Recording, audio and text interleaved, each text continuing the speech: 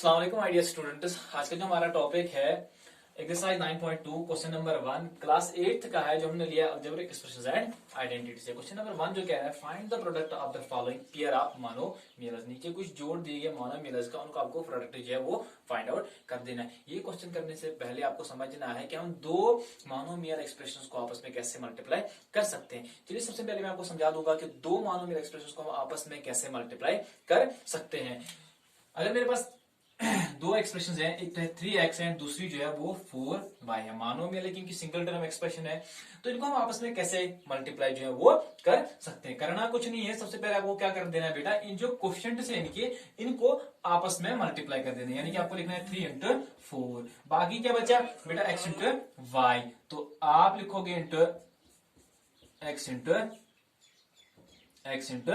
Y, तो ये हो गया 4 3 12 इंटू एक्स इंटू वाई हो गया सीधे X Y, then 12 into X Y हो गया सीधे 12x वाई। आई होप कि इस एग्जाम्पल से आपको समझ में आ चुका होगा कि हमें मोनोमियल एक्सप्रेशंस को आपस में कैसे मल्टीप्लाई कर देना। अगर इसी तरह से एक और एग्जाम्पल मैं दे देता हूं, अगर इसी तरह से मेरे पास एक दो एक्सप्रेशन होंगी, पेयर ऑफ एक्सप्रेशंस होगा, जैसे कि 5x एंड 4x। देखिए इनमें क्या है, दोनों वेरिएबल जो सेम है बट कोफिशिएंट जो अलग अलग है, इनका आप मल्टीप्लाई कैसे करोगे। देन करना कुछ नहीं है, सीधे ऐसे ही करना है, देन कोफिशिएंट्स को अलग मल्टीप्लाई कर देना है, देन वेरिएबल्स को भी आपको अलग से मल्टीप्लाई कर देना है। जैसे 5 4 हो गया 20 इंटू एक्स। देखिए दोनों जो है सेम है, बेसिस आर सेम, जब भी बेसिस ऑफ सेम होंगे पावर्स आर एडेड, देन यहाँ पे आ जाएगा एक्स स्क्वायर 20 इंटू एक्स, इसका कुछ नहीं होगा, ये सीधे आप लिखोगे 20 इंटू एक्स। यानी कि यहाँ पे मैंने बीच में साइन जो है डॉट रखा है, इसका भी मतलब ये हो 20 into x square, 20 into x square. तो चलिए हम बढ़ते हैं हमारे पहले पार्ट की तरफ। तो हमारा जो पहला पार्ट जो है वो है 4 इंटू 7p। इनको हम कैसे आपस में मल्टीप्लाई करेंगे।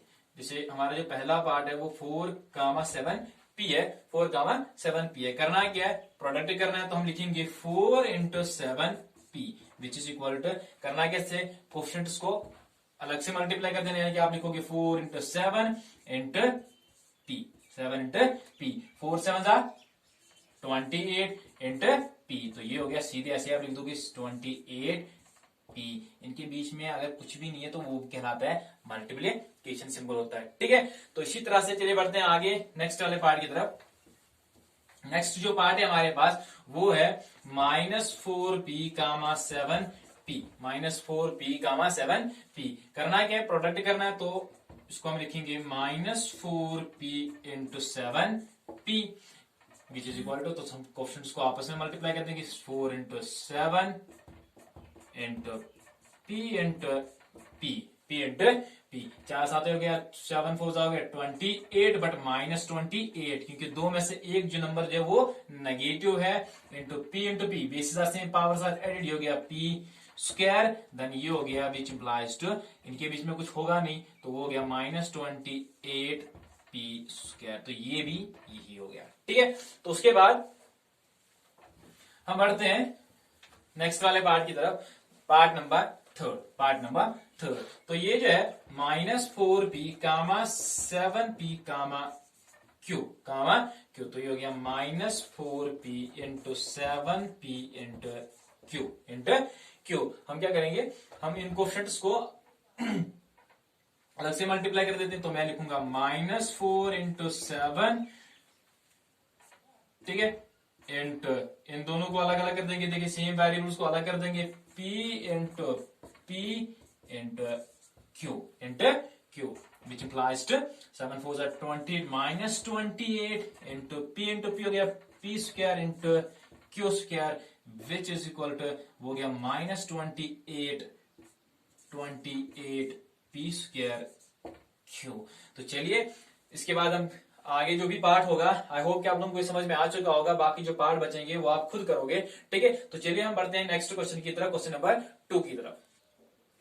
तो चलिए जो क्वेश्चन नंबर 2 जो है वो क्या कहता है, find the area of rectangles with the following pair of monomials as their lengths and breadths. नीचे आपको क्या करना है, एरिया निकालना है रेक्टेंगल्स का जिनकी लेंथ और ब्रेड्थ जो है वो दी गई है। प्रीवियस क्वेश्चन में जो आपने सीखा है हम दो मोनोमियल एक्सप्रेशंस को कैसे आपस में मल्टीप्लाई कर सकते हैं, इसमें आपको क्या करना है, एरिया निकालना है रेक्टेंगल्स का जिनकी लेंथ और ब्रेड्थ जो है वो दी गई है। तो पहला वाला पार्ट जो इसमें पी एंड क्यू, यानी कि पी जो है लेंथ ऑफ रेक्टेंगल है और क्यू जो है वो ब्रेड्थ ऑफ रेक्टेंगल है। तो हम यहां पे लिख सकते हैं, यहां पे लिखेंगे हम length of rectangle is equal to P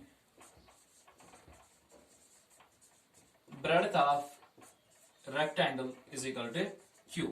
Therefore, area of rectangle किसके बराबर होता है,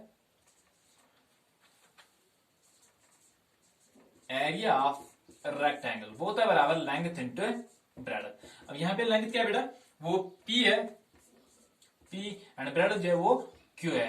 इसका जो एरिया आ जाएगा p इंटू क्यू, सीधे आ जाएगा p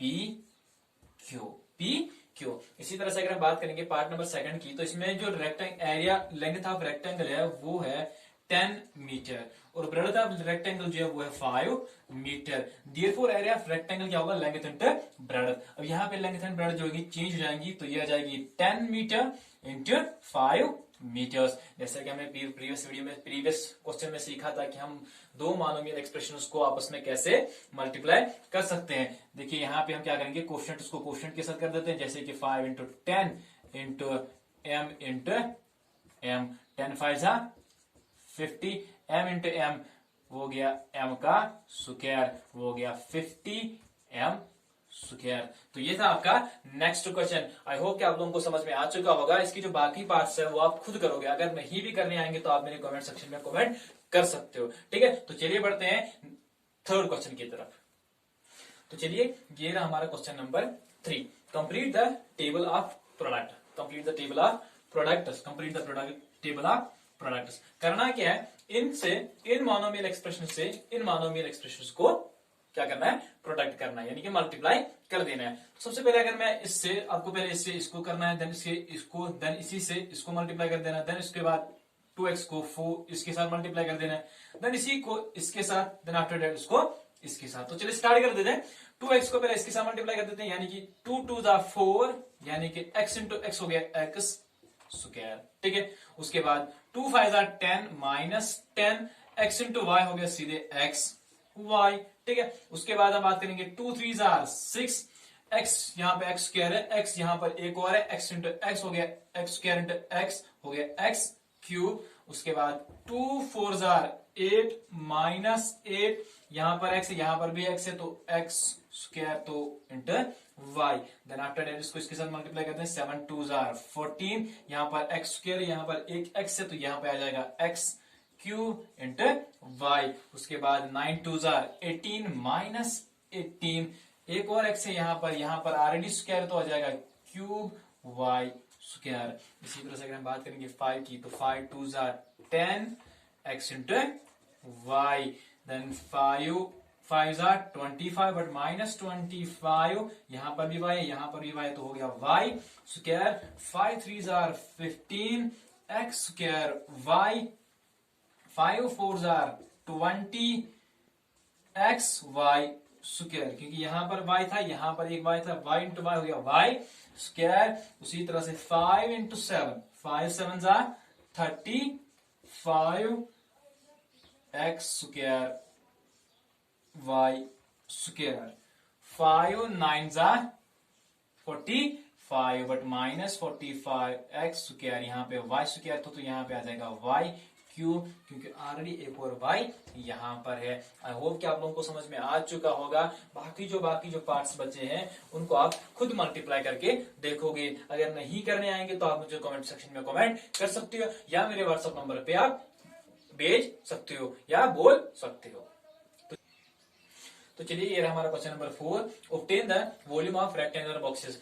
आपको क्या करना है, अभी रेक्टेंगुलर बॉक्सेस का आपको वॉल्यूम निकालना है जिनकी लेंथ और ब्रेड्थ जो है वो दी गई है। तो आप लोग सब लोग जानते हैं कि वॉल्यूम ऑफ रेक्टेंगल जो होता है वो होता है length into breadth into height के बराबर। आपको नीचे दिया गया इसकी लेंथ भी दी गई है, ब्रेड्थ भी दी गई और हाइट भी दी गई। आपको क्या करना है, खाली फाइंड आउट कर देना है इसका वॉल्यूम। तो सबसे पहला वाला पार्ट जो है, लेंथ भी दी गई, ब्रेड्थ एंड हाइट भी दी गई, तो आपको क्या निकालना है, वॉल्यूम। तो हम लिखेंगे L is equal to 5a, b is equal to 3a square and h is equal to height is equal to 7a square.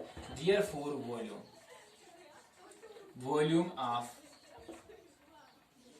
rectangular box